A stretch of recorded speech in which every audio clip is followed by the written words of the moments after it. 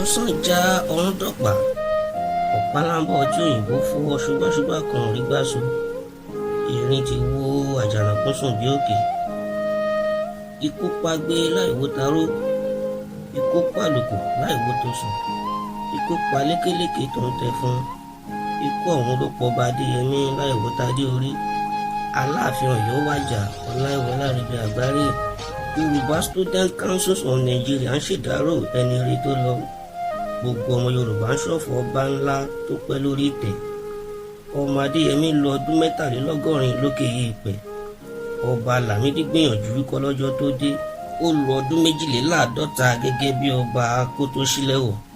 Yorùbá Student Council of Nigeria ń ṣèdárò ọba tí ń gbàdọ̀bálẹ̀ ọba.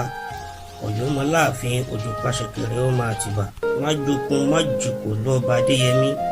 Ohun tó ń jẹ lájùlé ọ̀run ni ọba wọn jẹ, ó di gbére ó dárìnà kù.